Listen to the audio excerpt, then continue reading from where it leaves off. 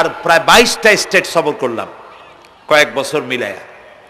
তো একবার আমার প্রোগ্রাম হলো ক্যালিফোর্নিয়া, লস অ্যাঞ্জেলেস। এখানে আমার 3 দিন প্রোগ্রাম। তারা একটা দিন আমাকে রাখলো সাইট সিন দেখার জন্য। আমাকে নিয়ে গেল লস অ্যাঞ্জেলেস থেকে সান দিয়েগো। সান দিয়েগো হচ্ছে প্যাসিফিক ওশানের পাশে। এইখানে আছে সি ওয়ার্ল্ড, অর্থাৎ সমুদ্রের মধ্যে যা কিছু আছে তা তারা সেখানে উঠায় রাখছে। বিশাল জায়গা, দেখতে অন্তত 4 দিন লাগে পুরা এলাকা দেখতে। তা আমার হাতে সময় 5 ঘন্টা, 5 ঘন্টা আমাকে দেখতে হবে। আমি বললাম গুরুত্বপূর্ণ জিনিসগুলি আমারে দেখাও। তো নিয়ে গেল। এই আপনাদের মাঠটা যত বড়, এরকম একটা বড় পুকুর, সেই পুকুরের মাঝখানে আছে একটা ওয়াল, আর ঠিক মাঝখানে আছে একটা মঞ্চ, আর 10,000 লোক বসতে পারে এরকম একটা গ্যালারি। ওরকম একটা গ্যালারিতে আমাকে বসালো টিকিট কাটায়া। ওখানে মাছের খেলা দেখানো হবে। যারা খেলা দেখাবে তারা হাতে তুড়ি দিল, সঙ্গে সঙ্গে 2টি মাছ ওই পাশ থেকে তারা ভিতরে বড় গেট আছে, সেই গেট দিয়ে এপারে চলে আসলো। আমি লক্ষ্য করলাম খেলা যারা দেখাবে তাদের মুখের কথা, বাঁশির আওয়াজ, হাতের ইঙ্গিত মাছে বোঝে। মাছটার বুকটা সাদা, একদম সাদা, আর পেছনের দিকটা কালো। যখন উঁচু হয় তখন মনে হয় কোনো সৌদি প্রিন্স হবে। কালো কাপড় গায়ে দেয় সাদা জামার উপরে, ঠিক ওরকম মনে হয়। তো যারা খেলা দেখাবে তারা এভাবে হাতে তালি দিল, মাছেও তার 2টি পাখা নিয়ে হাতে তালি দিল, ওয়েলকাম করলো দর্শকদেরকে। অনেকগুলি খেলা দেখালো এই মাছ। এক একটা খেলা দেখাইয়া যখন স্টেজের সামনে গিয়া মাছ হা করে, তখন বড় বড় বালতির ভিতরে ছোট ছোট মাছ আছে, এই মাছগুলি 2-3 বালতি তার মুখের মধ্যে ঢুকায় দেয়। আমার কাছে মনে হলো ওর গ্রাসটা এত বড় যে আমার মতো 12-14 জন বা 15-20 জন যদি ঢুকায় তাহলে মাছে মনে করবে যে কোনো চেলাপুটি ঢুকছে, এর থেকে বেশি কিছু মনে করবে না। এত বড় মাছ, শ্যামু ফিশ বলা হয় ওটাকে। এরপরে দেখলাম তিমি মাছ, নীল জাতীয় তিমি, যে তিমিগুলি খুব কম পাওয়া যায় মহাসমুদ্রে, এগুলি থাকে। এক একটা নীল তিমির ওজন 5,000 টন পর্যন্ত হতে পারে। এর যে বাচ্চা হয় সে বাচ্চায় দুধ খায়। তিমি হচ্ছে স্তন্যপায়ী প্রাণী। যে বাচ্চা হইল যেদিন হয় সেদিন থেকেই বাচ্চার 50 থেকে 60 মণ দুধ লাগে। কে খাওয়ায়? সুবহানাল্লাহ। দুনিয়ার কোনো গভর্নমেন্ট খাওয়ায় না। দুনিয়ায় স্থলভাগে পিঁপড়া থেকে শুরু করে হাতি পর্যন্ত, ছোট্ট চেলা পোকা থেকে শুরু করে সাপ, বড় বড় পাইথন পর্যন্ত, টোনাটুনি পাখি থেকে শুরু করে ঈগল পর্যন্ত, নদীর ভিতরে চেলাপুটি থেকে শুরু করে তিমি মাছ পর্যন্ত অসংখ্য প্রাণী সকাল বেলায় খালি পেটে জঙ্গল থেকে, গর্তের মধ্য থেকে, বাসা থেকে, পানির মধ্য থেকে যার যার আস্তানা ছেড়ে আহারের অনুসন্ধানে শত সহস্র কোটি প্রাণী সব যার যার ক্ষুধার পেট নিয়ে বেরিয়ে যায়। আল্লাহ রাব্বুল আলামিন বলেন, সন্ধ্যা হতে না হতে সবগুলির পেট ভরাইয়া যার যার বাসায় আমি ভিড়াইয়া দেই। ইন্নাল্লাহা হুয়ার রাজ্জাকু যুল কুওয়াতিল মাতিন। খেতে দেওয়ার মালিক কে? সেই আল্লাহর এই গুণকে, এই গুণাবলীকে বিশ্বাস করতে হবে। খেতে দেওয়ার মালিক তিনি কেবলমাত্র। সন্তান হয় না, দেওয়ার মালিক কে? বলেন জোরে। হাসাবার মালিক কে? কাঁদাবার মালিক কে? সুখ দেওয়ার মালিক কে? দুঃখ থেকে উদ্ধার করার মালিক কে? হায়াতের মালিক কে? মওতের মালিক কে? ফাআলুন লিমা ইউরিদ। যা খুশি তাই তিনি করতে পারেন। সুবহানাল্লাহ বলে। কোন? কাফ আর নুন, 2টি অক্ষর। যখন যা ইচ্ছে করে হয়ে যায়। আল্লাহর এই গুণকে বিশ্বাস করলে মানুষ শিরক থেকে বাঁচতে পারবে। মাজার মুখী হবে না মুসলমান, মসজিদ মুখী হবে তখন। আজ আমার মুসলমান একদিকে নামাজও পড়ে আর একদিকে মাজারের কাছে গিয়ে দুর্বল হয়ে যায়। আছে না? আছে কি না? মাজারগুলির কাছে গিয়ে সাহায্য কামনা করে। আমার নিজের চোখে দেখেছি মাজারে গিয়ে কিভাবে সেজদা দেয় কবরকে। বলেন নাউযুবিল্লাহ। আল্লাহ ছাড়া কাউকে রুকু সেজদা করা যায় না। যা চাবার আল্লাহর কাছে চাইতে হবে। ওয়াইজা সাআলতা ফাসআলিল্লাহ ওয়াইজা ইসতাআনতা ফাসতাইন বিল্লাহ। যা কিছু চাওয়ার আল্লাহর কাছে চাও, যা কিছু বলার আল্লাহকে বলো। সব কিছু করার মালিক তিনি। সুবহানাল্লাহ বলেন। এই জন্য মাজারের সাথে মুসলমানদের সম্পর্ক হবে না, মুসলমানদের সম্পর্ক হবে মসজিদের সাথে। কিসের সাথে বলেন জোরে? আপনি কোন অসুবিধায় পড়েছেন, মাজলুম হয়েছেন, অত্যাচারিত হয়েছেন, চাকরির সমস্যা হয়েছে, ঘরে খাবার নাই, অসুখ বিসুখ হয়েছে, নানান ধরনের সমস্যায় পড়েছেন, কোনো মাজার নয়, কোনো পীর নয়, মসজিদের ভিতরে চলে যান, উজু করে মসজিদে ঢুকে 2 রাকাত কাজায়ে হাজাতের নামাজ পড়েন। রাসূলুল্লাহর উপরে যখনই বিপদ হতো তিনি নামাজে দাঁড়ায় যেতেন। সুবহানাল্লাহ বলো। আপনি কেন যাবেন একটা কবরের কাছে? আপনার সাহায্য কামনার জন্য কোনো পীর নয়, আপনার সাহায্যের জন্য কোনো কবর নয়। সাহায্য পাওয়ার জন্য কে? আল্লাহ চান আপনার ঈমানটা খালেস হোক। আল্লাহ তাআলা এটা বরদাস্ত করতে পারেন না যে মানুষ কারো কাছে গিয়া আরেকজনের কাছে গিয়ে নথি স্বীকার করুক। আল্লাহ সহ্য করেন না। ইন্না শিরকা লাযুলমুন আযীম। শিরক হচ্ছে মস্ত বড় জুলম, অত্যাচার। আল্লাহ সব থেকে অপছন্দ করেন কোন গুনাহ? বলেন শিরক। আল্লাহ সহ্যই করেন না। কেন করেন না? একটা যুক্তিতে আসে। যারা বিবাহ করেছেন তাদের স্ত্রী যদি স্বামীর সাথে যে ধরনের হাসি খুশি প্রেমের আদান প্রদান করে, স্বামী ছাড়া যদি আরেকজন পুরুষের সাথে এরকমের ভাব বিনিময় করে, ফোনে কথা বলে, প্রেম করে, খুব সুন্দর করে ভালোবাসা দিয়ে যদি চিঠি লেখে অন্য পুরুষের কাছে, অথবা প্রেম নিবেদন করে, তাহলে স্বামীদের অবস্থা কেমন হবে বলেন? এইটার জবাব দিতেও যদি দেরি হয় তো খুবই কুলক্ষণ। হ্যাঁ, ভয়ানক হবে, ভয়ানক হয়ে যাবে। নিজের চরিত্র যতই যা হোক, বউর চরিত্র ভালো চাই। আচ্ছা বলেন তো, স্ত্রী আপনার সঙ্গে যেভাবে প্রেমের হাসি হাসে, প্রেম নিবেদন করে, ওই রকম আরেকটা পুরুষের কাছে সাথে করলে আপনার সহ্য হয় না কেন? আপনি স্ত্রীর উপরে আপনার অধিকারটা কতখানি, কি জন্যে? আপনার স্ত্রীর যে হাসি, যে মিষ্টি হাসি, যা আপনার প্রাণ কেড়ে নেয়, ওই হাসিতে আপনার কোনো অবদান আছে? বলেন।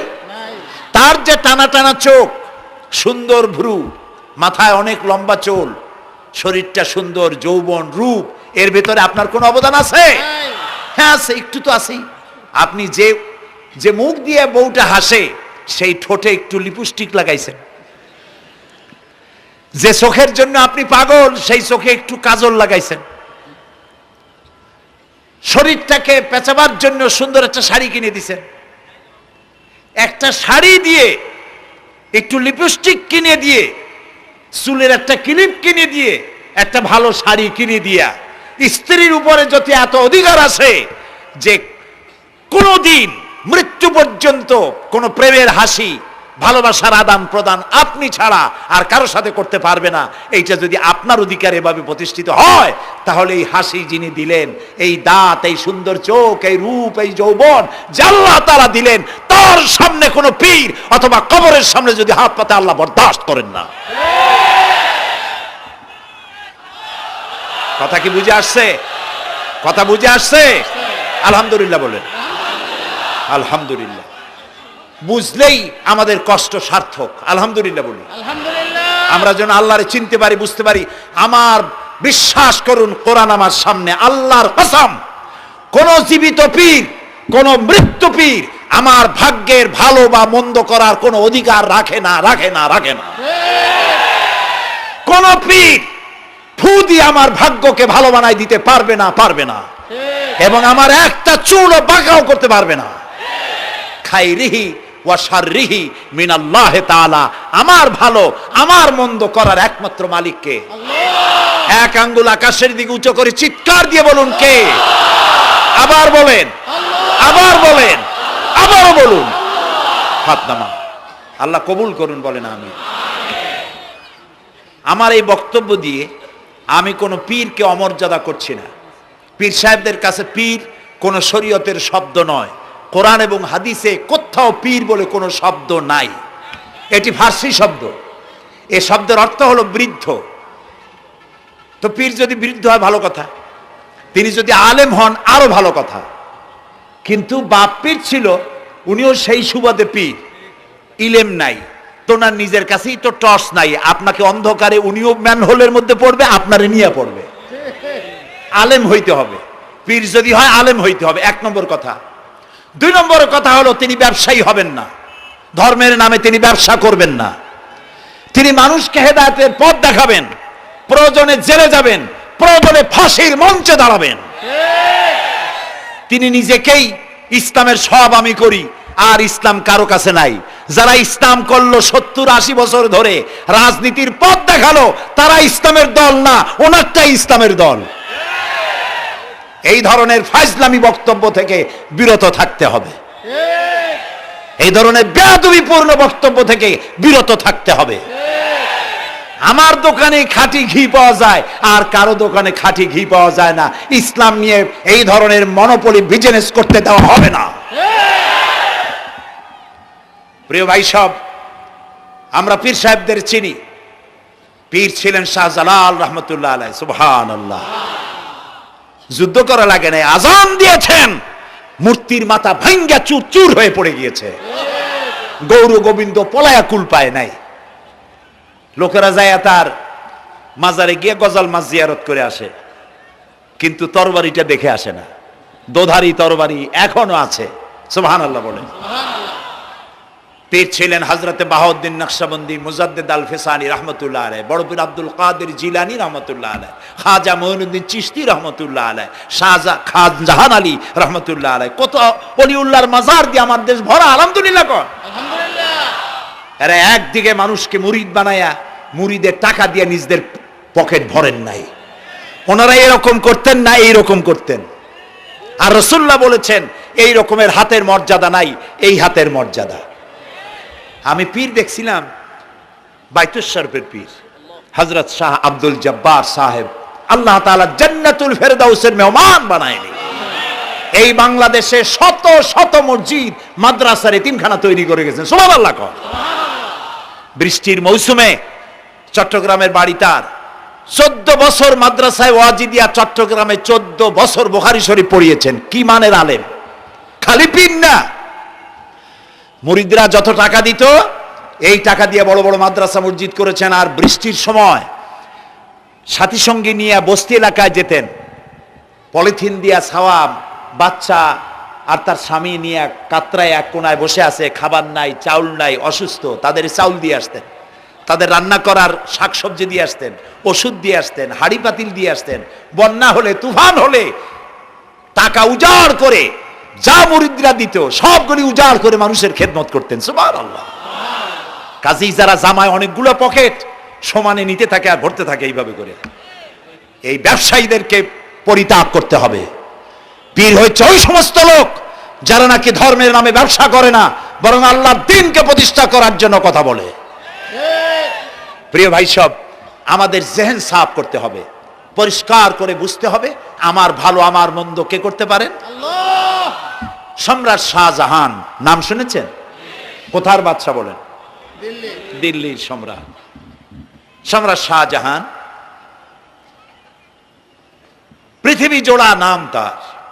কবি বলছেন, শাহনে জাহাं को जिन्हें फख्र से देते थे बाज, वाज कब्र में है सूरह अलहम्दु की मोहताज।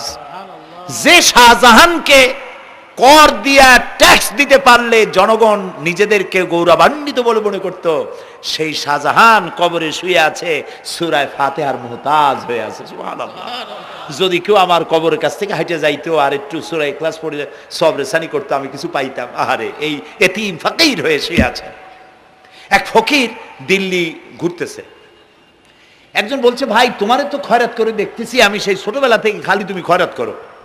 একটা জিনিস আপনারা মনে রাখবেন, গরিব, আজকে যারা গরিব পরিশ্রমের মধ্য দিয়ে কালকে তারা ধনী হতে পারে, কিন্তু যারা ভিক্ষুক, যারা ভিক্ষা করে, জিন্দেগিতে কোনোদিন তারা বড় হতে পারবে না। ভিক্ষা করা যাদের অভ্যাস, জীবনেও বাড়ি করতে পারবে না, জীবনেও ধনী হইতে পারবে না, কিন্তু গরিব ধনী হইতে পারবে। কারণ হলো আল্লাহর কাছে দুইটা বৈধ জিনিস অত্যন্ত ঘৃণিত। কয়টা? একটা হলো তালাক, আর একটা হলো ভিক্ষাবৃত্তি, মানুষের কাছে চাওয়া। আল্লাহ পছন্দ করেন না। তো ভিক্ষুক ঘুরতেছে, একটা লোক বলল, মিয়া তোমার তো সারা জীবনই খরচ করতে দেখি। খরচ করবো না, করবো কি? যার কাছে যাই সে দেয় 4 আনা 2 আনা 1 টাকা, এর বেশি তো দেয় না, তেদি আমি কেমনে বড় লোক হবো? কয় যে তুমি বাদশারে চোখে দেখো না, বাদশারে চোখে দেখো না। কয় বাদশার কাছে কি আমার মতো লোক যাইতে পারে নাকি? কল না, যাইতে হবে, যাও। বাদশা একবার যাবা, এমন দেওয়া দেবে জীবনে আর তোমার খরচ করা লাগবে না। পাতি শিয়ালের পিছনে ঘুরে তো লাভ নাই, পাতি শিয়ালে খায় মুরগি, তোমার একটা ঠ্যাং দেবে, দাঁতের খেলালের কাজও হবে না। বাঘের পিছনে ঘোরো, বাঘে খায় গরু আর হরিণ, একটা রান দিলে তুমি 1 সপ্তাহ খাইতে পারবে। কাজে ঘুরতে গিয়েও বোঝা উচিত কার সাথে ঘুরি। তো বলছে বাদশার কাছে যাও। তো বাদশারে পাবো কই? কই তো দেখলাম কেবল মসজিদে ঢুকলো। তারপরে ফকির গিয়ে দাঁড়ায় আছে বারান্দায়, দেখে যে উনি বাদশা ভেতরে বসে হাত তুলে আছে ভাবে, আর চোখ দিয়ে পানি পড়ে দাড়ি ভিজে ভিজে পড়তেছে। নামাজ শেষ করে, মোনাজাত শেষ করে বাদশা বেরিয়েছেন। কোন বাদশা? শাহজাহান। বাইরে আসার পর ফকির বলল, আসসালামু আলাইকুম বলে ফকির রওনা করছে। বাদশা বলে, দাঁড়াও, তুমি যে রওনা করলা, তোমার তো ভিক্ষুক মনে হয়, আর লোকেরা যারা ভিক্ষুক না তারাও তো আমার কাছে চায়, আর তুমি তো ভিক্ষুক, চাইলে না কেন কিছু? ভিক্ষুক বলে, জাহাপানা, আমি কিছু চাইতে এসেছিলাম আপনার কাছে, কিন্তু আপনার করুণ অবস্থা দেখে আমার জ্ঞানের চোখ খুলে গিয়েছে। আমি দেখতে পেলাম আমি যার কাছে চাইতে এসেছি, আমি তো কান্দি না, হাতও পাতি নাই। যার কাছে চাইতে আসতাম দিল্লির সম্রাট, আবার কোন সম্রাটের কাছে হাত পেতে ভিক্ষুকের মতো কি জানি চায়, আর চোখ দিয়া পানি পড়ে দাড়ি ভিজে ভিজে পড়ছে। আমার জ্ঞানের চোখ খুলে গেছে, দুনিয়ার বাদশার কাছে আর চাইবো না। বাদশা কান্দে যে বাদশার কাছে, তার কাছেই চাইবো। প্রিয় ভাই সব, এই জন্যে জিহ্ন সাফ করে ফেলুন। দুনিয়ার কোনো মানুষের জন্য, মানুষের কাছে নয়, কোনো কবরে নয়, কোনো কারো কাছে নয়, আল্লাহ তাআলার কাছেই আমরা নামাজের মধ্যে ঘোষণা করেছি, ইয়াকা না'বুদু ওয়া ইয়াকা নাস্তাঈন। আল্লাহ তাআলা, তোমার একমাত্র ইবাদত করি, তোমার কাছেই সাহায্য চাই। কাজেই সাহায্য আল্লাহর কাছে। কার কাছে চাইবো বলে? আল্লাহ আমাদের ঈমান পোক্ত করে দিন। আমরা বলি আমিন, আমরা বলি আমিন। অসুখ বিসুখ হইলে পরে ধৈর্য ধরবেন। অনেক মানুষ আছে জ্বর হইলে কয় যে এত নামাজ পড়ি খালি জ্বর আমারই হয়, এত রোজা রাখি, ভালো ভালো কাম করি, আমার ছেলের অসুখ মোটে সারি না। এই জাতীয় কথা বলবেন না। মুমিনের পায়ে যদি কাঁটাও ফোটে, সওয়াব থেকে খালি নাই। ধৈর্য ধরতে হবে। কাঁটা ফুটছে, বলেন ইন্না লিল্লাহ। আজাবান লিল মুমিন, মুমিনের জন্য বড়ই আশ্চর্য ব্যাপার, বিপদ হইলেও শুকর আদায় করে, আর সুখে থাকলেও শুকর আদায় করে। সুবহানাল্লাহ বিহামদি। বিপদ আসলে সে বলে ইন্না লিল্লাহি, বলেন ইন্না লিল্লাহি ওয়া ইন্না ইলাইহি রাজিউন। আর যখন শান্তি আসে বলে আলহামদুলিল্লাহ। দুই অবস্থায় তার জন্য নিয়ামত আল্লাহর তরফ থেকে সে পায়, আলহামদুলিল্লাহ। প্রিয় ভাই সব, তো আল্লাহর উপর ঈমান আনার জন্য কয়টা শর্ত বলছি না? এই যে প্যাচ লেগে গেছে, কয় যে 3টা। আল্লাহর উপর ঈমান আনার জন্য শর্ত কয়টা? 4টা। 4টার বলছি কয়টা? 2টা। আরেকটা হচ্ছে আল্লাহর কুদরত, এ বিশ্বাস করা। আল্লাহর কুদরত মানে শক্তি। আল্লাহর কিছু বিশ্বাস করবেন, বলেন জোরে? শক্তি। আকাশ এবং জমিনে শক্তিশালী কে? কিন্তু আমার দেশের জনগণ, কিছু কিছু রাজনীতিবিদরা বলে জনগণই নাকি সকল ক্ষমতার সকল শক্তির উৎস। কি পাগল! তুমি ক্ষমতার উৎস? নাকের মধ্যে ময়লা, দাঁতে ছাতা, পেটের মধ্যে দুর্গন্ধ ভরা, ক্ষমতার উৎস? আশ্চর্য কথা। এই যে ক্ষমতার উৎস, হাজার হাজার লোক এখানে বসা, দুইটা ভাউয়া ব্যাংক যদি দুই কোণা দিয়ে ঢোকে, ভাউয়া ব্যাংক চেনেন? বিগ সাইজের ব্যাংক, দুইটা যদি দুই দিক দিয়ে ঢোকে লাফাইতে লাফাইতে, সামনে যারা আছে এমনি লাফাবে। অন্তত টঙ্গী তামিরুল মিল্লাত মাদ্রাসা ছাড়াইয়া তারপরে ফিরে তাকায় বলবে, ভাই আমরা দৌড়াই কেন? ব্যাংকের সামনে অসহায়, বল্লা ভীমরুলের সামনে অসহায়, সাপের সামনে, বিচ্ছুর সামনে অসহায়, তারা কয় সকল ক্ষমতার উৎস জনগণ। কপাল পোড়া! ক্ষমতার উৎস জনগণ নয়। এটা কোরআনের সাথে কন্ট্রাডিকশন হয়। এ কথায় আল্লাহ বলেছেন, আন্নাল কুওয়াতা লিল্লাহি জামিয়া। সকল ক্ষমতার উৎস কে? আল্লাহ। চিল্লায় বলো আল্লাহ। ক্ষমতা কি দেখছেন? মাত্র 1.5 মিনিট। কয় মিনিট? মাত্র 1.5 মিনিট। আল্লাহ বলেছেন কোন? সাথে সাথে তামিলনাড়ু, মালয়েশিয়া, ইন্দোনেশিয়া, থাইল্যান্ড, মালদ্বীপ, শ্রীলঙ্কা, 2 লক্ষ লোক শেষ, 1 লক্ষের খোঁজ নাই। সমুদ্রের পানি 33 ফিট উঁচু হয়ে এসছে। সুবহানাল্লাহ কই দিচ্ছে করে না? বিজ্ঞানীরা বলেছেন ভারত মহাসাগরের তলদেশে ফাটল ধরেছে, ওর কয়েক কিলোমিটার নিচে ভূমিকম্পের উৎপত্তি হয়েছে। ভারত মহাসাগরের পানি 3 হাত না 4 হাত? কত কিলোমিটার আল্লাহই জানে। এই কয়েক কিলোমিটার নিচে যে মাটি, সেই মাটিরও কয়েক কিলোমিটার নিচে ভূমিকম্পের উৎপত্তি। এখান থেকে ভূমির কম্পন হয়েছে, সেই ভূমিকম্পে সমস্ত মহাসাগরের মধ্যে, ভারত মহাসাগরের মধ্যে জলকম্পন শুরু হয়েছে। পানির কম্পন, মাটির কম্পন একসাথে। 33 ফিট উঁচা, মানে 4 তলা বিল্ডিং এর মতো উঁচু হয়ে আসছে পানি। 4 তলা পরিমাণ উঁচু হয়ে পানি চলে আসছে। বাড়ি গাড়ি সব কিছু খড় কুটার ন্যায় সব উড়িয়ে দিয়েছে। এগুলোরে কপাল পোড়া নাস্তিক যেগুলি, তারা বলে প্রাকৃতিক দুর্যোগ। ওর বাপের মাথা। আচ্ছা, প্রাকৃতিক দুর্যোগ, প্রকৃতি কি? কোন জন্তুর নাম? প্রকৃতি কোন জন্তু জানোয়ারের নাম? প্রকৃতি নিজে চলে না কেউ তাকে চালায়? কে চালায়? কপাল পোড়ারা তা বোঝে না। বিশ্ববিদ্যালয়ের শিক্ষক হয়েছে তো, আল্লাহ দিয়ে আসি কোথায়? তবে সব খারাপ না, ভালো আছে আলহামদুলিল্লাহ। কিছু আছে কপাল পোড়া।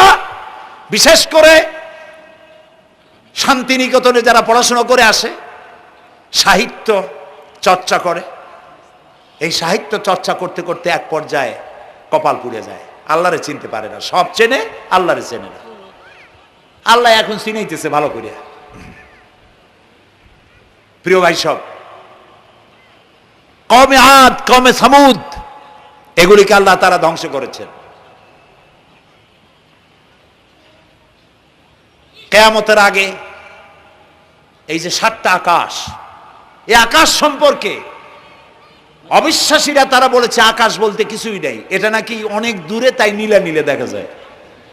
কি কপাল পোড়া চিন্তা করেন, নীলা নীলা দেখা যায়। এই আকাশ মহাশূন্য। এই আকাশগুলিকে, আকাশ কয়টা? কয়টা স্তর? 7টা। এগুলি কাতাইয়ে সিজিল্লিল কুতুব। কোরআনে কারিমে আল্লাহ তাআলা বলেছেন কিতাবের পৃষ্ঠার মতো কিয়ামতের আগে একটার পর একটা ঠাস ঠাস করে পড়বে, ভেঙে চুরে চুরমার হয়ে যাবে। ওয়াইদাল বিহারু ফুজ্জিরাত, আল্লাহ তাআলা বলছেন ইদাস সামাউ ফাতারাত ওয়াইদাল কাওয়াকিবু ইনতাসারাত ওয়াইদাল বিহারু ফুজ্জিরাত। আকাশের তারকাসমূহ বিক্ষিপ্ত হয়ে পড়বে। অসংখ্য তারকারাজি, বিশাল বিশাল তারকা বিক্ষিপ্ত হয়ে পড়বে। চন্দ্র সূর্য একটার সাথে আরেকটা ধাক্কা লেগে চাঁদ আর সূর্য আলো হারিয়ে ফেলবে, একাকার হয়ে যাবে। পাহাড়গুলো উঁচু করে আল্লাহ তাআলা জমিনের উপরে আছাড় মারবেন, কাল ইহনিল মানফুস, তুলার মতো উড়ে চলে যাবে। সুবহানাল্লাহ বলবা না? কত বড় শক্তি আল্লাহ পাকের। ওয়াইদাল বিহারু ফুজ্জিরাত, সমুদ্র সমূহ বিদীর্ণ হয়ে যাবে। সমুদ্রে যত পানি আছে সমস্ত পানিগুলি নিঃশোষিত হয়ে যাবে মাটির তলায় এবং সেখানে অগ্নুৎপত্তি হবে। কোরআনে কারীম আল্লাহ বলে দিয়েছেন গোটা সমুদ্রগুলিতে আগুন জ্বলতে থাকবে। এগুলি কিয়ামতের আলামত। আল্লাহ পাকের অফুরন্ত মেহেরবানি। এই যে কানের কাছ দিয়া গুলিটা চলে গেছে, কানে লাগে নাই, বাড়ির কাছ থেকে কিয়ামত হয়ে গেল, বাংলাদেশে আল্লাহ বাঁচাই দিলেন। সুবহানাল্লাহ বলো, আলহামদুলিল্লাহ বলেন। আমাদের প্রতিবেশী দেশগুলিতে যেভাবে আঘাত লাগছে, ওর 1000 ভাগের 1 ভাগের আঘাত কয়েক সেকেন্ড যদি বাংলাদেশে হতো, আমাদের সব অপরিকল্পিত শহর, রাজুক পারমিশন দিয়েছে 3 তলার, করা হয়েছে 7 তলা। এইভাবে অপরিকল্পিত যত বিল্ডিং আছে এগুলি পচা সিমেন্ট দিয়ে, পচা ইট দিয়ে তৈরি করা হয়েছে। 2-3 সেকেন্ডের ভূমিকম্প যথেষ্ট এই শহর লণ্ডভণ্ড করে দেওয়ার। অসংখ্য মানুষ মারা যাবে, অসংখ্য বাড়িঘর শেষ হয়ে যাবে। এদেরকে রেস্কিউ করার মতো মডার্ন ইকুইপমেন্টসও গভর্নমেন্টের কাছে নাই। এই জন্য আল্লাহর কাছে সেজদা দিয়া গুনার তওবা করতে হবে, আল্লাহ আমাদের মাফ করে দাও, আমার এই গরিব দেশটাকে কিয়ামত পর্যন্ত এই গজব থেকে বাঁচাও। প্রিয় ভাই সব, আল্লাহ তাআলার ক্ষমতার ওয়াজ আমি আজ করতে পারবো না, অনেক লম্বা হয়ে যাবে। কারণ আমাকে 3টা পুঁজির কথা তো কমসে কম বলতেই হবে, অল্প করে হলেও। শুনবেন তো? আল্লাহ তৌফিক দিক, বলেন আমিন। তো আল্লাহ তাআলার ক্ষমতায় বিশ্বাস করা, তার প্রচন্ড ক্ষমতা, যা খুশি তাই বলেন করতে পারেন। মরাকে জিন্দাকে মারতে পারেন, মরুভূমিতে ফুল ফুটাতে পারেন। সুবহানাল্লাহ, যা খুশি তাই করতে পারেন। এই শক্তি সহকারে আল্লাহকে বিশ্বাস করতে হবে। 4 নম্বরে আল্লাহর হুকুম এবং হাকাম, আদেশ নিষেধ। আমি আল্লাহরে বিশ্বাস করি, এই কথার কোনো দাম নাই যদি তার আদেশ না মানি। এই কথার কোনো দাম নাই যদি তার নিষেধকে আমি আমার জীবনে প্রত্যাহার না করে চলতে পারি।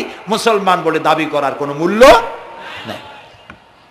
একদিকে নামাজ পড়ি, আর একদিকে ওজনে কম দেয়, খাদ্যে ভেজাল দেয়, বেপরদা করি, মিথ্যা কথা বলা হয়, ওজনে কম দেয়, খাদ্যে ভেজাল দেয়, জমিনের আইল ঠালে আমানতের খেয়ানত করে, আল্লাহর হুকুম মানা হলো না, রসুলের আদেশ মানা হলো না। আল্লাহর উপর ঈমান আনার জন্য 4র্থ শর্ত হচ্ছে আল্লাহ যা বলেছেন মাথা নত করে মেনে নিতে হবে, বলতে হবে সামি'না ওয়া আতা'না। বলেন সামি'না ওয়া আতা'না, শুনলাম আর মেনে নিলাম। বলেন তো জোরে, শুনলাম আর মেনে নিলাম। সুবহানাল্লাহ বলেন। মুমিনেরা এই প্রশ্নই করবে না মদ হারাম কেন, মুমিনেরা এই প্রশ্নই করবে না জুয়া হারাম কেন, মুমিনেরা এই প্রশ্নই করবে না জেনা হারাম কেন। একটাই জবাব, মদ হারাম কেন? আল্লাহ হারাম করেছেন তাই হারাম। জেনা হারাম কেন? আমার আল্লাহ হারাম করেছেন তাই হারাম। জুয়া হারাম কেন? আমার আল্লাহ হারাম করেছেন তাই হারাম। কোনো যুক্তি নাই।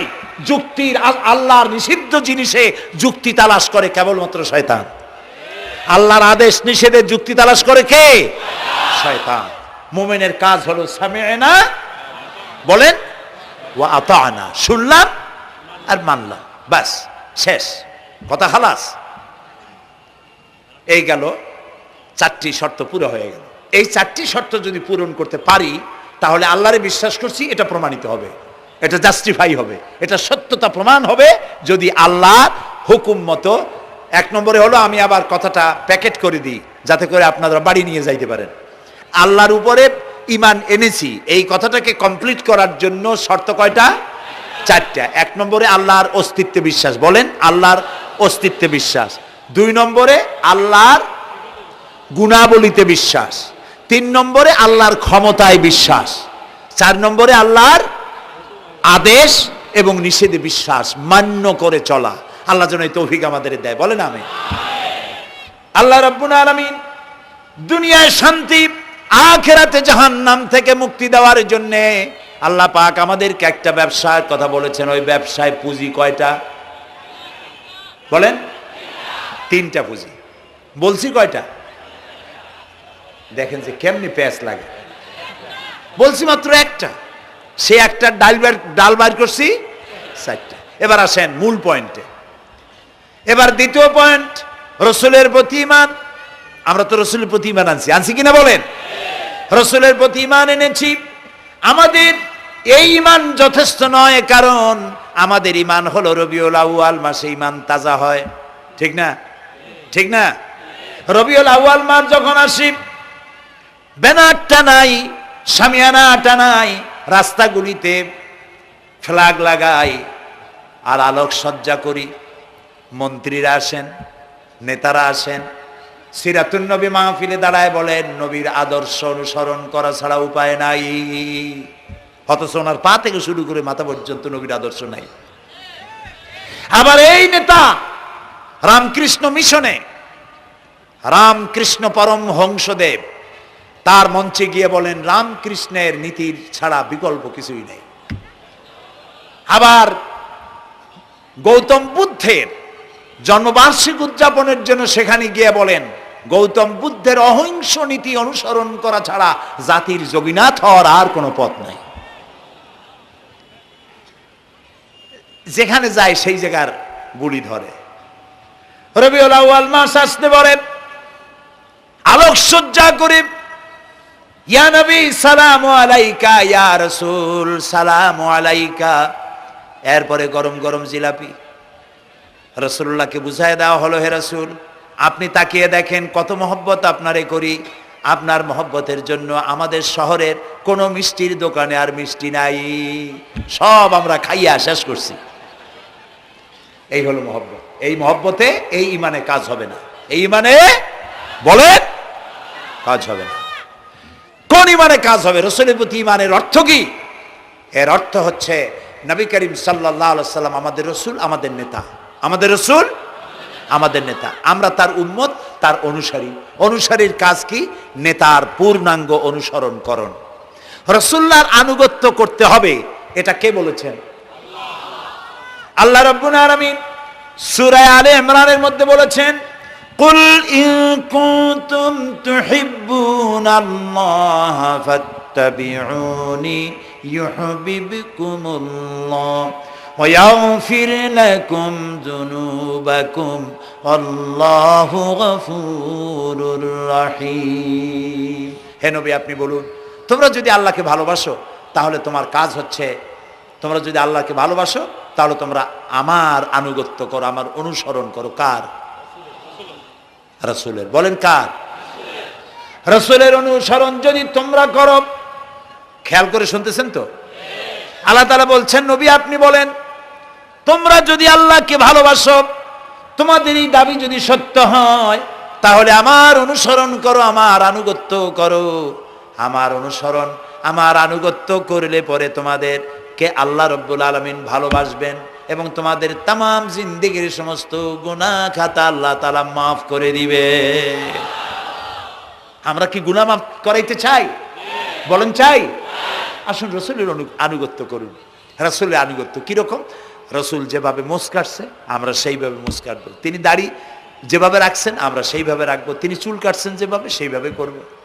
তিনি পায়ের নখ, হাতের নখ যেভাবে কাটছেন সেইভাবে করব। তিনি যেভাবে বিবাহ করেছেন সেই সুন্নত অনুযায়ী বিবাহ, তিনি যেভাবে দেশ চালাইছেন সেইভাবে দেশ চালাবো। রাসূলের অনুসরণের অর্থ শুধু এই নয় যে তিনি যেভাবে সুরমা লাগাইছেন আমি ওইরকম সুরমা দেব, তিনি যেভাবে কদু খাইছে আমিও কদু খাবো, এইটা নয়। এটা নয়, শুধু রাসূলের আনুগত্য হবে মুরগির ফার্ম থেকে শুরু করে জাতিসংঘ পর্যন্ত, জীবনের সব ক্ষেত্রে। আর বিশ্বাস করতে হবে তিনি শেষ নবী, তারপরে আর কোন নবী আসবে না।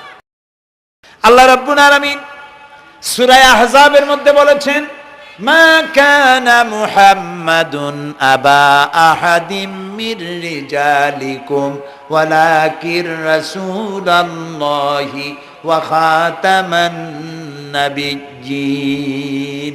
মুহাম্মদ সাল্লাল্লাহু আলাইহি ওয়াসাল্লাম তোমাদের কোন পুরুষদের পিতা নন, তিনি আল্লাহর রাসূল এবং তাকে দিয়ে নবুয়তের মিশনকে খতম করে দেওয়া, কমপ্লিট করে দেওয়া হয়েছে।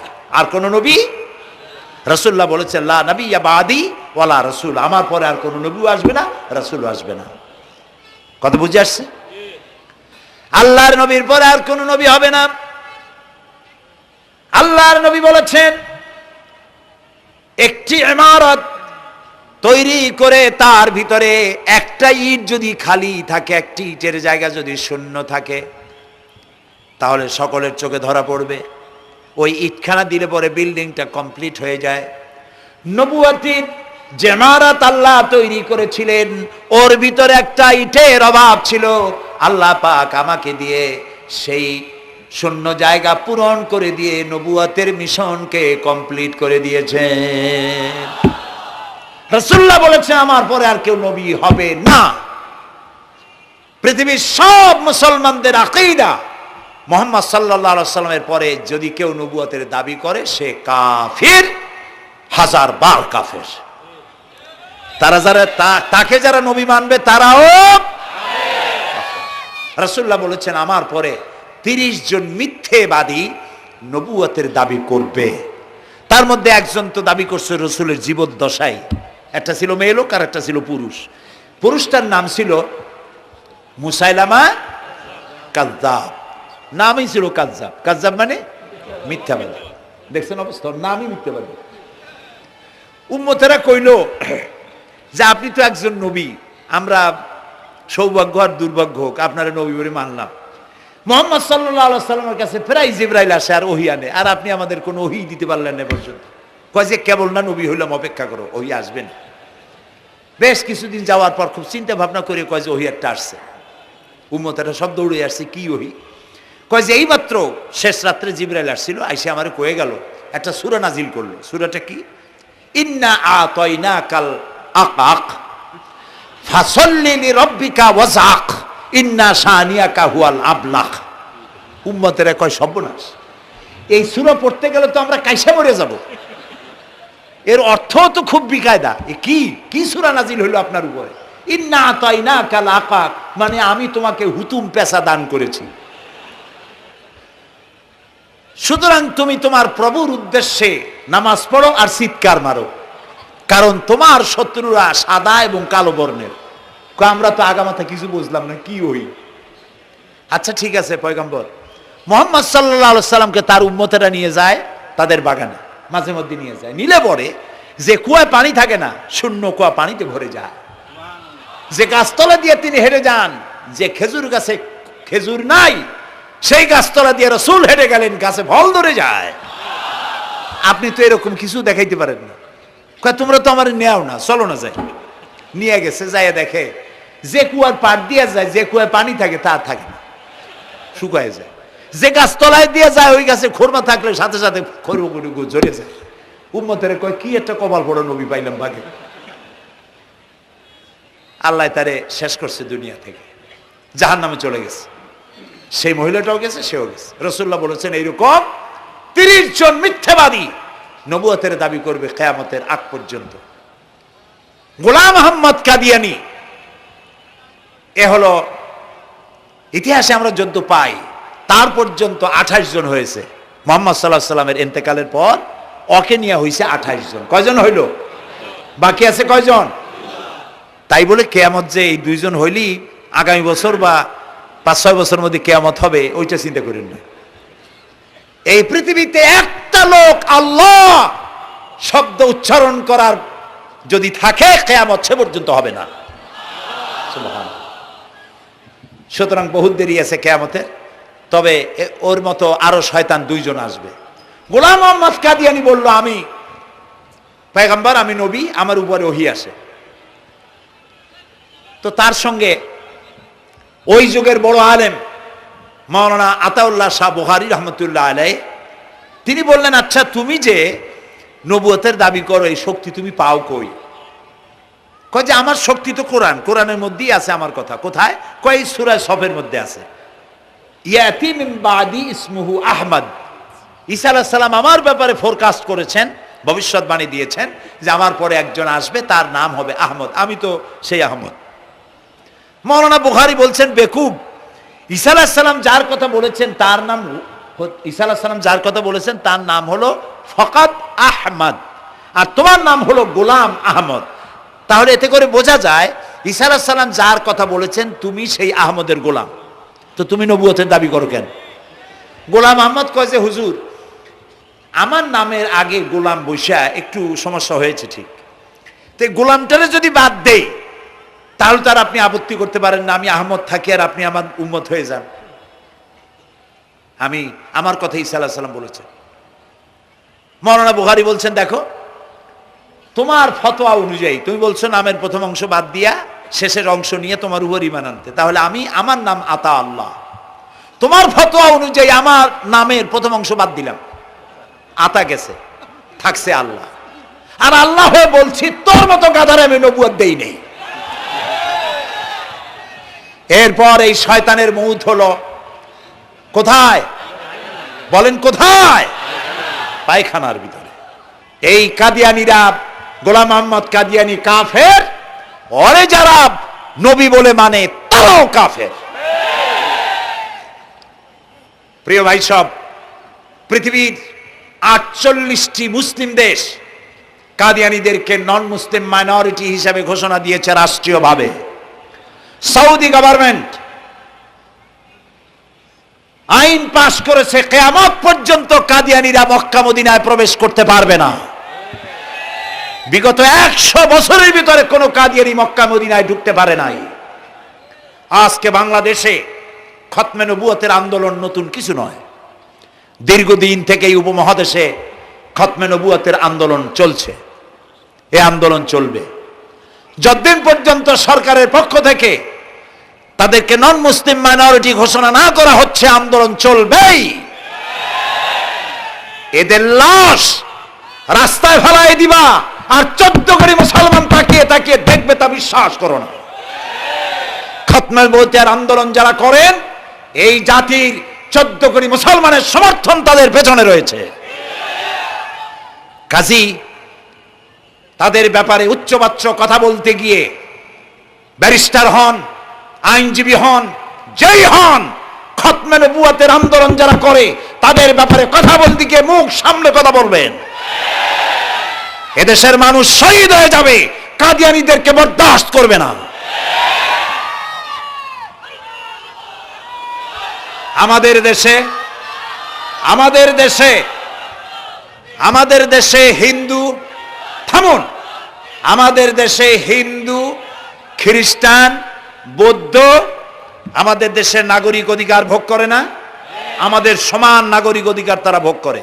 কাদিয়ানীরাও হিন্দু খ্রিস্টানদের মতো নন মুসলিম মাইনরিটি হিসেবে এদেশে বসবাস করে নাগরিক সুবিধা ভোগ করবেন, কোনো অসুবিধা নাই। কিন্তু আপনি মুসলমান বলে দাবি করবেন না, শেষ নবী মানবেন না, আমরা এই ব্যাপারে কিয়ামত পর্যন্ত আপোষ করব না। কেবলমাত্র মূর্খ, দালাল, হারামখোর তারাই কাদিয়ানীদের পক্ষ অবলম্বন করতে পারে, ইমানদারেরা পারে না।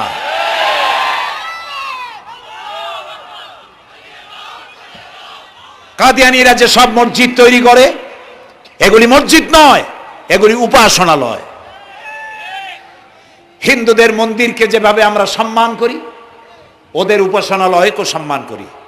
কিন্তু কাদিয়ানীরা যতদিন মুসলমান নামের পরিচয় দিতে থাকবেন, আমরা আমাদের অধিকার আদায়ের জন্য সুশৃঙ্খলভাবে গণতান্ত্রিক পদ্ধতিতে আমরা এই অধিকার আদায়ের চেষ্টা করব। খতমে নবুয়তের আন্দোলন কোনো রাজনৈতিক আন্দোলন নয়, এটি আমাদের ইমানের আন্দোলন। যারা আন্দোলন করতেছেন তারা আমাদের ফরজে কিফায়ার দায়িত্ব পালন করছেন। প্রিয় ভাই সব, রাসূলের প্রতি ঈমান আনতে হলে এরকম ঈমান আনতে হবে, তারপরে আর কোনো নবী আসবে না। তারপরে কথা হলো তাকে অনুসরণ করতে হবে পায়ের নখকাটা থেকে শুরু করে মাথার চুল পর্যন্ত, জীবনের সব ক্ষেত্রে রাসূলের অনুসরণ করতে হবে। তিনি সেনাপতি ছিলেন, শ্রমিক ছিলেন, পিতা ছিলেন, নানা ছিলেন, স্বামী ছিলেন, ঠিক না? তিনি রাষ্ট্রপ্রধানও ছিলেন। আজকে যারা ধর্ম আর রাজনীতি আলাদা করেন তারা মুনাফিক, মুসলমান নয়, তারা কি? মুনাফিক। এই জন্য আমাদেরকে মনে রাখতে হবে নবী করিম সাল্লাল্লাহু আলাইহি সাল্লাম রাষ্ট্র পরিচালনা করেছেন। যারা ধর্ম আর রাজনীতি আলাদা করেন তারা মুসলমান হিসাবে আল্লাহর কাছে পরিচিত হতে পারবেন না।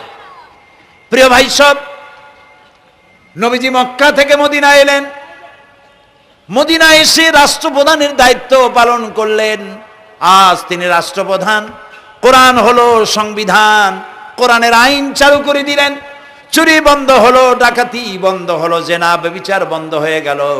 মানুষ দরজা খুলে ঘুমাবার সুযোগ পেল।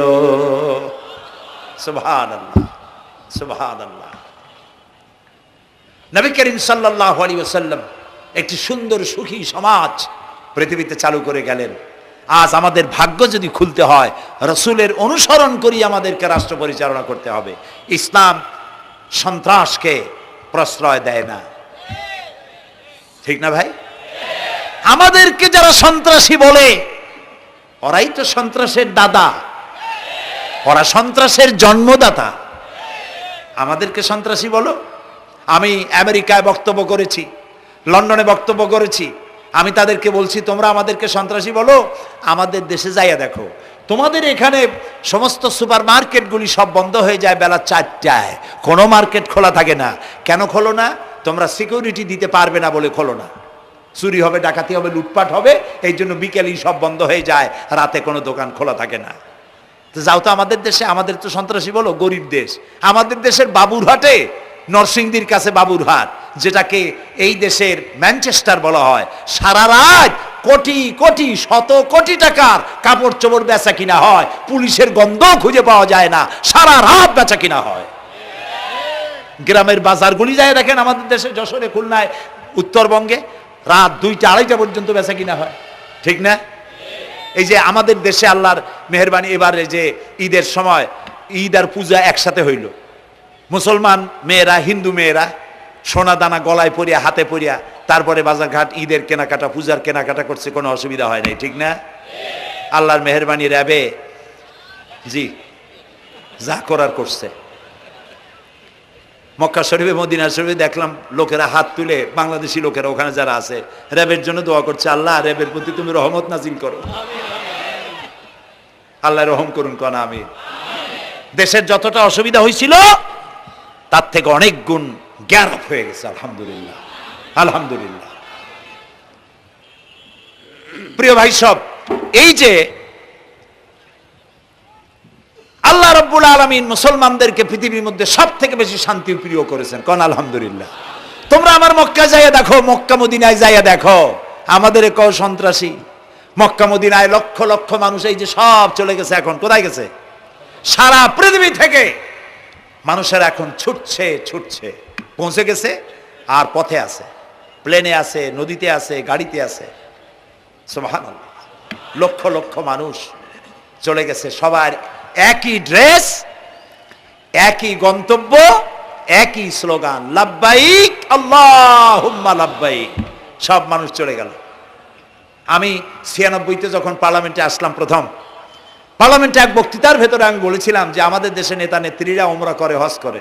আচ্ছা, আপনারা যাইয়া দেখেন কি, করেন কি, আনেন কি? যাইয়া একটু তোয়াব করিয়া আসার সময় আতর আর পাথর, সুরমার খুরমা পকেট ভরে নিয়ে আসেন, কিন্তু চোখে দেখেন না। আল্লাহ তাআলা বলছেন, আওয়ালাম ইয়ারাউ আন্না জাআলনা হারামান আমিনান, তোমরা কি দেখতে পাও না আমার এই হারামকে আমি কিভাবে নিরাপত্তার শহর বানিয়েছি? সুবহানাল্লাহ। রাত 2:30-3টার সময় চাঁদের মতো সুন্দরী যুবতী মেয়ে, একাকিনী, কোনো পুরুষ সঙ্গী ছাড়া, নিজের ডেরা, নিজের তাবু ফেলে কাবা শরীফের ভিতরে এসে গেল। লক্ষ লক্ষ পুরুষের মধ্য দিয়ে আল্লাহর ঘর তওয়াফ করলো, তাহাজ্জুদের নামাজ আদায় করলো, এরপরে দোয়া দুরুদ করে, কান্নাকাটি করে মেয়ে লোকটি একাকী লক্ষ লক্ষ মানুষের মধ্য দিয়ে নিজের ঘরে ফিরে গেল। কোন পুরুষের একবার তার চেহারার দিকে নজর পড়েছে তো দ্বিতীয়বার তার রূপ উপভোগ করার মতো সাহস কারো মনের মধ্যে জাগে না। হাজার বছরের ইতিহাস, মক্কা থেকে, মদিনা থেকে, আরাফাত থেকে, মুজদালিফা থেকে, মিনা থেকে একটা নারী লাঞ্ছিতা হয়েছে, ধর্ষিতা হয়েছে, অপমানিতা হয়েছে, এর ইতিহাস নয়। প্রিয় ভাই সব, প্রসঙ্গক্রমে এই টঙ্গী লক্ষ লক্ষ লোকেদের সমাবেশ হয়, আলহামদুলিল্লাহ বলে। হতেই পারে তাবলিগি জামাতের ভাইয়েরা এখানে উপস্থিত হন, সারা দেশ থেকে, বিভিন্ন দেশ থেকেও লোকজন আসে, এক জায়গায় বসে আল্লাহ বিল্লাহ করে, মোনাজাত করে। এটা মনে আসতো তাই বলতেছি। কেউ কেউ এটাকে খুব বাড়াবাড়ি করেন। সে বাড়াবাড়িটা হলো, কেউ কেউ বলেন আরাফাতের পরেই দ্বিতীয় এই সমাবেশ। এই বেয়াদবি শব্দটাকে উচ্চারণ করবেন না আল্লাহর হস্তে। কোথায় টঙ্গী, কোথায় আরাফাত, আর কোথায় টঙ্গী? কি এর সাথে আপনি কি মিলান? আপনি বলুন এখানে লক্ষ লক্ষ লোক হয়েছে, আমরাও দেখতে পাচ্ছি লক্ষ লক্ষ লোক হয়, কিন্তু আপনি কেন দ্বিতীয় সমাবেশ বলেন? কেন আপনি আরাফাতের ময়দানের পরে এই কথা বলেন? মহাগুনাহ, মহা বেয়াদবি। আরাফাতে যাওয়া ফরজ, টঙ্গীতে আসা নফল নয়। আপনি কিসের সাথে কি তুলনা করেন? জিন্দিগিতে এই চিন্তা করবেন না। কিছু কিছু লোক আছে গ্রামের মধ্যে, অবশ্য কোনো আলেম, কোনো মুরব্বীরা এইসব কথা বলেন না। মূর্খ যারা, তারা এই ধরনের কথা ছড়াইছে গ্রামে। 3 বার টঙ্গীতে আসতে পারলে 1 হজের সওয়াব হয়। বলেন নাউজুবিল্লাহ। শুধু 3 বার না, কিয়ামত পর্যন্ত লোকের এখানে আসতে থাকলে আরাফাতের ময়দানে 1 সেকেন্ডের যে সওয়াব হবে তাও হবে না। আরাফাত হচ্ছে সেই ময়দান যেখানে আদম আলাইহিস সালাম থেকে শুরু করে মুহাম্মদ রাসূলুল্লাহ সাল্লাল্লাহু আলাইহি সাল্লাম পর্যন্ত সব নবীদের চোখের পানি শুকিয়েছে। পৃথিবীর কোটি কোটি মানুষ এখানে কাঁদছে। আর আল্লাহ রাসূল বলেছেন, আল হাজ্জুল মাবরুর লাইসা লাহুল জাযাউ ইল্লাল জান্নাহ। একটা কবুল হজের সওয়াব আল্লাহর কাছে বেহেশত দেওয়া ছাড়া আর কিছুই নেই। মান হাজ্জা লিল্লাহ ফালাম ইয়ারফুস ওয়ালাম ইয়াফসুক রাজাকা ইয়াউমিন ওয়ালাদাতহু উম্মুহু, রাওয়াহুল বুখারী। বুখারী শরীফের হাদিস। রাসূলুল্লাহ বলছেন, আরাফাতের ময়দান থেকে হাজিরা যখন বেরিয়ে যায় সন্ধ্যায়, মা যেমন নিষ্পাপ সন্তান প্রসব করে, আরাফাত থেকে হাজিরা তেমন নিষ্পাপ হয়ে বেরিয়ে যায়। আল্লাহর হস্তে আপনারা এই তুলনাটা কেউ করবেন না। বলবেন অনেক বড় সমাবেশ হয়েছে, লক্ষ লক্ষ লোক হয়েছে, বাস শেষ। এটা দ্বিতীয় সমাবেশ, আরাফাতের পরের এটা দ্বিতীয় স্থান অবলম্বন করেছে, এইসব বাজে কথা আর একদিনও বলবেন না। মহাবে আদবি যদি কেউ বলে থাকেন আস্তাগফিরুল্লাহ পড়েন আস্তাগফিরুল্লাহ। আল্লাহ সবাইকে ক্ষমা করুন, বলুন আমি। এখানে আসলে দোয়া কবুল হবেই, কোনো গ্যারান্টি নেই, কোনো গ্যারান্টি নাই।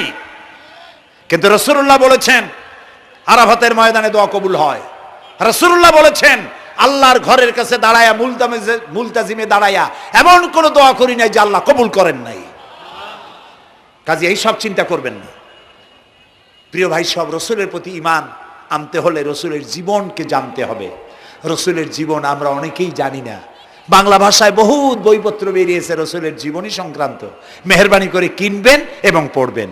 রসুলের প্রতি ঈমানের অর্থ হলো রসুলুল্লাহর পা থেকে শুরু করে মাথা পর্যন্ত সবটা আমল করা এবং তাকে মোহাব্বত করা। রসুলকে কি করবো আমরা? কি মোহাম্মদ সে ওয়াফা তূনে তু হাম তেরে ये जहाँ चीज ही क्या लोह कलम तेरे हैं। মোহাম্মদ সাল্লাল্লাহু আলাইহি সাল্লামের সঙ্গে যদি তুমি মহব্বতের কানেকশন জুড়িয়ে দিতে পারো, তার অনুসরণ আর অনুকরণ যদি করতে পারো, আকাশ আর জমিন তো দূরের কথা, লোহ কলম পর্যন্ত আল্লাহ তোমার জন্য করে দেবে।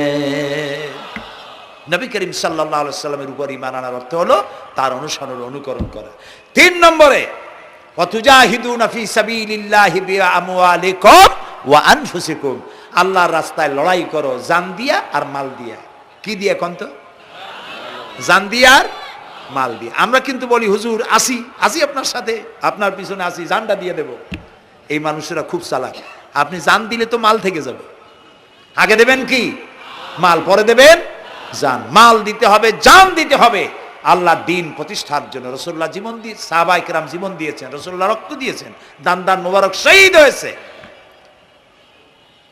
আমি দেখেছি ওহদের মাঠে, আমি ওহদে যখন সফর করেছি, আল্লাহ বহুবার নিয়েছেন আলহামদুলিল্লাহ। আমাকে সেখানকার একজন আলেম মদিনার, তিনি আমাকে নিয়ে গেলেন ওহদে বেশ কয়েক বছর আগে।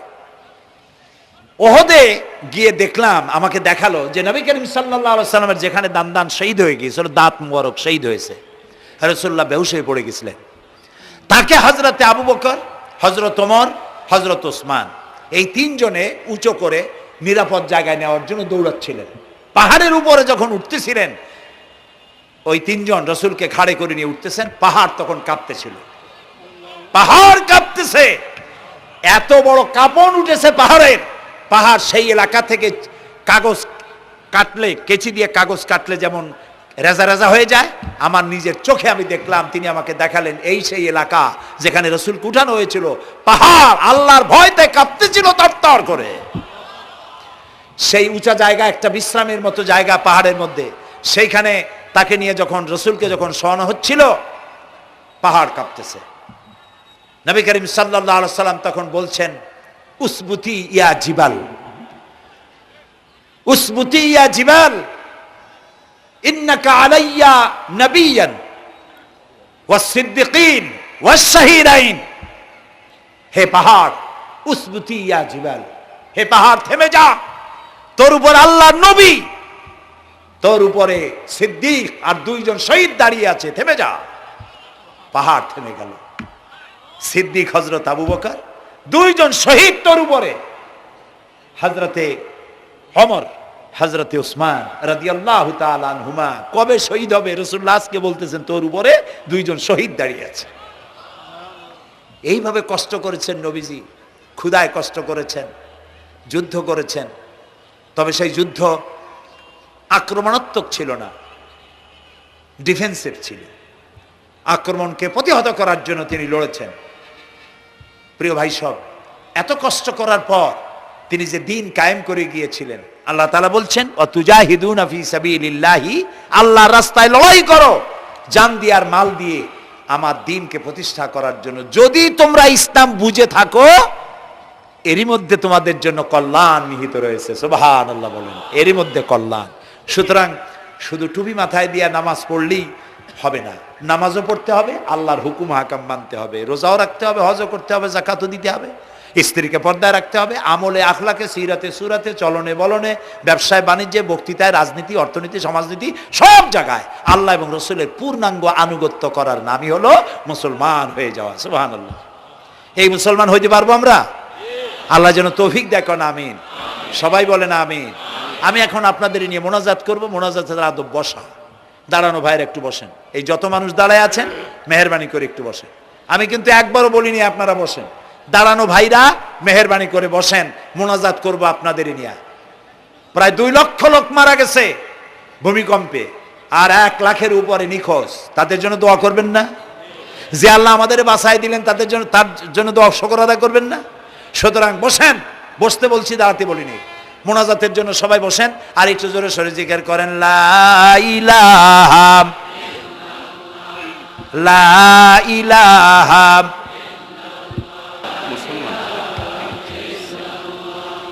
ঘামে শেষ হয়ে গেছে।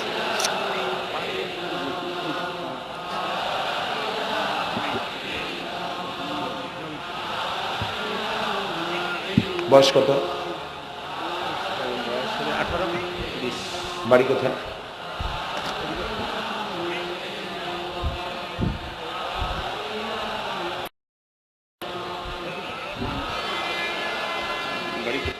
একটু জোরে, লা ইলাহা। এফিডেভিট করছো? বসো বসো।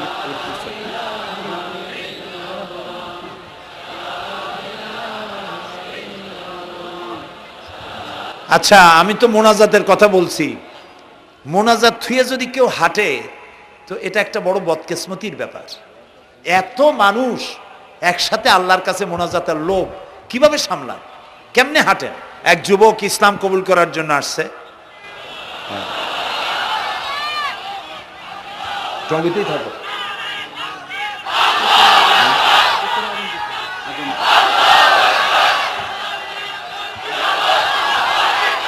জি,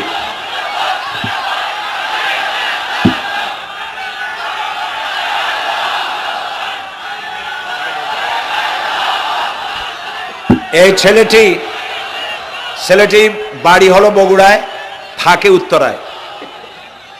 এই ছেলের বাপের নাম শ্রী সুধীর চন্দ্র সরকার, আর তার নাম হলো চঞ্চল কুমার সরকার।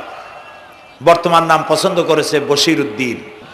বলো লা ইলাহা লা ইলাহা ইল্লাল্লাহু ইল্লাল্লাহু মুহাম্মাদুর মুহাম্মাদুর রাসূলুল্লাহ। রাসূলুল্লাহ। আল্লাহ ছাড়া আল্লাহ ছাড়া কোনো ইলাহ নাই, কোনো ইলাহ নাই, মাবুদ নাই, মাবুদ নাই, উপাস্য নাই। উপাস্য নাই।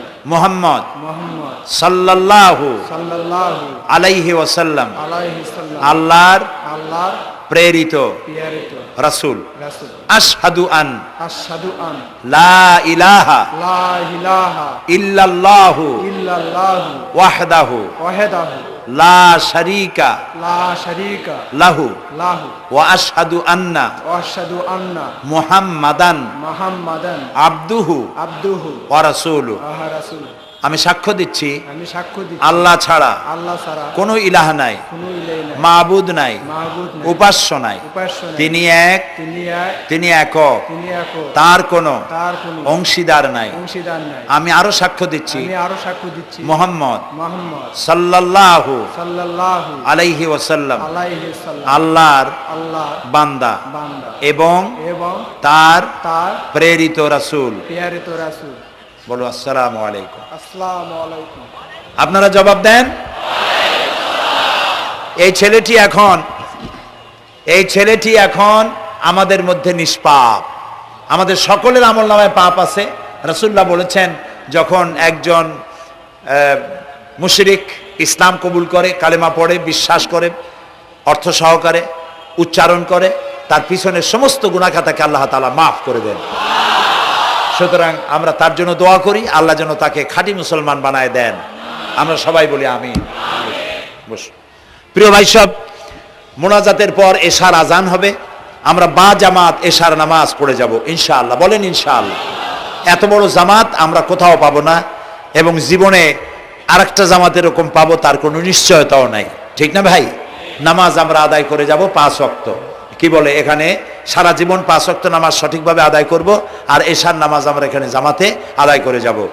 আর এই বিশাল মাহফিল তৈরি করতে অনেক খরচ হয়েছে। আপনারা নিশ্চয়ই দেখতে পান এত বড় প্যান্ডেল করতে কত টাকা খরচ হতে পারে, এবং তারা প্রচেষ্টা করেছে। আপনারা এই লাইটিং, মাইকিং, প্যান্ডেল, স্টেজ, তারপরে পোস্টার, গেট ইত্যাদি তৈরি করতে বহু টাকা খরচ হয়েছে। আপনারা যাওয়ার সময় মেহেরবানি করে তাদেরকে চতুর্দিকে ড্রাম এবং চাদর নিয়ে লোকেরা দাঁড়িয়ে থাকবে, আপনারা আল্লাহর হস্তে তাদেরকে কিছু সহযোগিতা করে যাবেন। রাজি আছেন আপনারা? রাজি আছেন? আল্লাহ আপনাদেরকে তৌফিক দিন। মা বোনেরা যারা এসছেন, মা বোনদের জন্য আজকে তেমন কোনো কথা বলতে পারলাম না, তবে যা বলেছি নারী এবং পুরুষ সকলের জন্য সমভাবে প্রযোজ্য। আপনাদের জন্য একটু বেশি করতে হবে। এই রাসূলুল্লাহ বলেছেন, আল মারআতু ইজা সাল্লাত খামসাহা ওয়া সামাত শাহরাহা ওয়া আতাআত বালাহা ওয়া আহসানাত ফারজাহা। রাসূলুল্লাহ বলেছেন, যেসব মহিলারা 5 ওয়াক্ত নামাজ সঠিকভাবে আদায় করে, রমজান মোবারকের রোজা রাখে, সতীত্বের হেফাজত করে, স্বামীর আনুগত্য করে চলে, কিয়ামতের দিন ওই সব মহিলারা আল্লাহর জান্নাতের যে দরজা দিয়া খুশি সেই দরজা দিয়া জান্নাতে প্রবেশ করতে পারবে। সুতরাং আপনারা এই কথাগুলি মেনে চলুন, আল্লাহ আপনাদেরকে তৌফিক দিন। আমি মোনাজাত করব এখনই, আপনারা যাওয়ার সময় সকলে সহযোগিতা করে যাবেন। আর নামাজের জন্য একটি বই আছে, চরিত্র গঠনে নামাজের অবদান। আমরা যে নামাজ পড়ি অনেক সময় নামাজ হয় না। রাসূলুল্লাহ বলেছেন, সাল্লু কামা রাআইতুমুনি উসাল্লি। নামাজ পড়ো সেইভাবে যেভাবে আমাকে নামাজ পড়তে দেখো। জীবনের শ্রেষ্ঠ ইবাদত নামাজ, তাই যদি সঠিক না হলো তাহলে পণ্ডশ্রম হয়ে যাবে। এই জন্য নামাজ কিভাবে মানুষের চরিত্রে অবদান রাখে, আর নামাজটা কেমনে পড়তে হবে, রাসূলুল্লাহ কিভাবে পড়েছিলেন, সেটি আমার এই বইটিতে লেখা আছে। এটি চরিত্র গঠনের নামাজের অবদান। এখানে লাইব্রেরি আসছে, কোথায় আপনারা খুঁজে বের করে সেটা নিয়ে যাবেন। আর একটি হলো সূরায়ে লোকমান। সূরায়ে লোকমানের 2টা রুকুর তাফসীর করেছিলাম আমি চট্টগ্রামে, মাত্র 2 রুকুর তাফসীর। এই 2 রুকুর তাফসীর 5 দিনে শোনার পর 48 জন হিন্দু, বৌদ্ধ, মুসলমান হয়ে গিয়েছিল। যাকাত সম্পর্কে, মা বাপের অধিকার সম্পর্কে হযরতে লোকমান তার সন্তানকে যে নসিহত করেছে, সেই নসিহত 9টা নসিহত ছিল। ওই নসিহতগুলি আল্লাহর এত পছন্দ হয়েছে যে আল্লাহ তাআলা নিজে লোকমানের নসিহত কোরআন শরীফে উঠায় দিয়েছে। সুবহানাল্লাহ। সুতরাং আমার সন্তানদের ভালো করার জন্য এই নসিহতগুলি দরকার। এটির নাম যারা ক্যাসেট থেকে উদ্ধার করেছে, নাম হলো তাফসিরে সাইদি লোকমান। এবার সূরায়ে লোকমান এ পর্যন্ত 4টা তাফসির বেরিয়েছে তাফসিরে সাইদি নামে, যেগুলি আমি তাফসির করেছি চট্টগ্রামে, সেগুলি এসব বই ওখানে পাওয়া যাবে। এই বইগুলি আপনারা লাইব্রেরি থেকে, এখানে মোবাইল লাইব্রেরি এসছে ঢাকা শহর থেকে, সন্ধান করে আপনারা নিয়ে যাবেন। আল্লাহ তাআলা আপনাদেরকে তৌফিক দান করুন। যাওয়ার সময় মাহফিলকে সাহায্য করে যাবেন, আর নামাজে সালাতুল এশা আদায় করে যাবেন। আল্লাহুম্মা আমিন। ربنا ظلمنا أنفسنا وإن لم تغفر لنا وترحمنا لنكونن من الخاسرين ربنا لا تزغ قلوبنا بعد إذ هديتنا وهب لنا من لدنك رحمة إنك أنت الوهاب أي الله تعالى হাজার হাজার মুসলিম জনতা, পুরুষ এবং নারী, আমরা তোমার দরবারে হাত তুলেছি, গুনার বোঝা মাথায় নিয়ে হাত তুলেছি। দয়া করে আমাদের জিন্দেগীর সমস্ত গুনাহ খাতাকে আল্লাহ মাফ করে দাও। আয় আল্লাহ তাআলা, আমাদের মধ্য থেকে আমাদের মা বাপ যাদের দুনিয়া থেকে বিদায় হয়ে গেল, কবরগুলিকে জান্নাতের টুকরায় পরিণত করে দাও। রব্বির হামহুমা কামা রব্বায়ানি সগীরা। সবাই পড়েন, রব্বির হামহুমা কামা রব্বায়ানি সগীরা। আয় আল্লাহ তাআলা, तमाम পৃথিবীতে আজ মুসলমানেরা বড়ই বিপদে আছে। হায় আল্লাহ তাআলা, বিপদগ্রস্ত মুসলমানদেরকে তুমি সাহায্য করো রব্বুল আলামিন। ইরাকের মাজলুম মুসলমানদের হাতে ইরাকের জমিন উঠায় দাও। হায় আল্লাহ তাআলা, জালিমদেরকে তুমি নস্তনাবুদ করে দাও। আল্লাহ তাআলা, বাংলাদেশ আমাদের প্রিয় জন্মভূমি, এই দেশের উপরে তোমার খাস রহমত নাজিল করো। হায় আল্লাহ তাআলা, ভূমিকম্পে আশেপাশের দেশগুলির মারাত্মক ক্ষতি হয়ে গেল। আল্লাহ তাআলা, তুমি আমাদেরকে দয়া করে বাঁচাই দিয়েছো। কিয়ামত পর্যন্ত আসমান আর জমিনের সব মুসিবত থেকে আমাদের দেশকে তুমি হেফাজত করো রব্বুল আলামিন। আমাদের স্ত্রী পুত্র পরিজন যাদেরকে তুমি দান করেছো, সবগুলিকে দিনদার, ইমানদার, নামাজি মুসলমান বানাইয়া দাও। আয় আল্লাহ তাআলা, এই মাহফিলের আয়োজন যারা করেছেন, কষ্ট করেছেন, পয়সা দিয়েছেন এবং দেবেন, সকলকে আল্লাহ তাআলা ইমানে কামেল সকলকে দিয়ে দাও। আমাদেরকে তোমার মকবুল বান্দাদের মধ্যে শামিল করে নাও। আল্লাহ তাআলা, যারা হজে চলে গেছেন, যারা রাস্তায় আছেন যাওয়ার পথে, এবং আরো যারা যাবেন, আল্লাহ তাআলা সকলের যাতায়াত আসান করে দাও, সকলের হজকে কবুল করে নাও।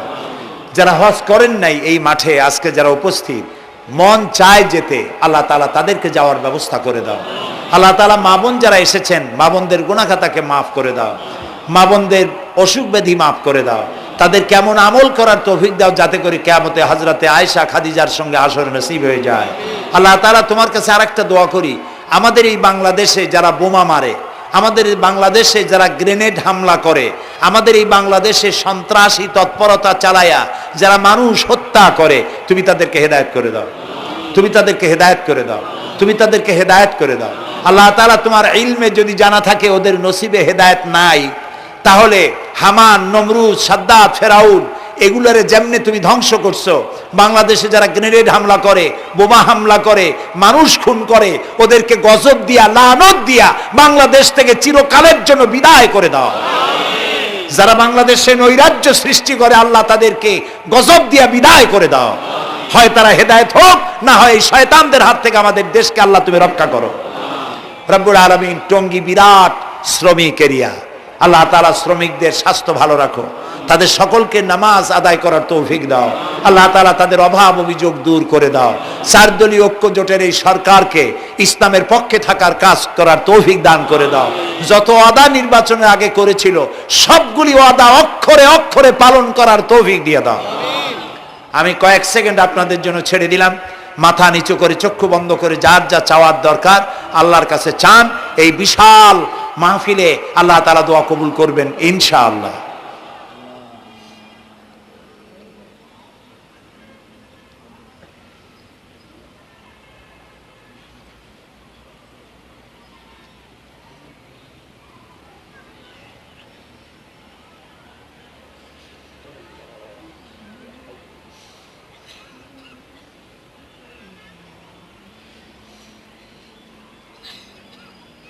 হায় আল্লাহ, তোমার আরশে আজিম থেকে তুমি দয়া করে তোমার রহমতের নজর দিয়ে টঙ্গীর এই মাঠের দিকে তাকাও আল্লাহ তাআলা। আমরা কোন পীর বুজুর্গ খাজা বাবা অথবা দুনিয়ার কোন শক্তির কাছে, রাজা বাদশার কাছে হাত তুলি নাই, বিশাল আকাশের মালিকের কাছে হাত তুলেছি, আমাদের রবের কাছে হাত তুলেছি।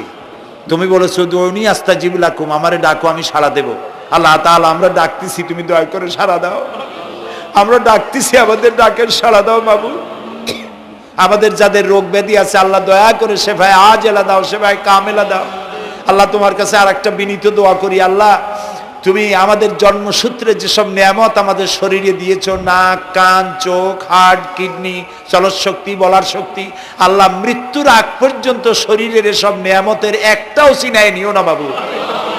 আল্লাহ তাআলা তুমি আমাদের প্রতি দয়া করো, মেহেরবান হও। মাহফিলের আয়োজন যারা করেছেন আল্লাহ তাদের এই কষ্টকে তুমি কবুল করে নাও। কিয়ামতের দিন কোরআনের সুপারিশ আমাদের জন্য নসিব করে দাও। ربنا تقبل منا إنك أنت السميع العليم وتب علينا إنك أنت التواب الرحيم سبحان ربك رب العزة عما يصفون وسلام على المرسلين والحمد لله رب العالمين واجعل آخر كلامنا عند الموت لا إله إلا الله محمد رسول الله। আসসালামু আলাইকুম ওয়া রাহমাতুল্লাহ।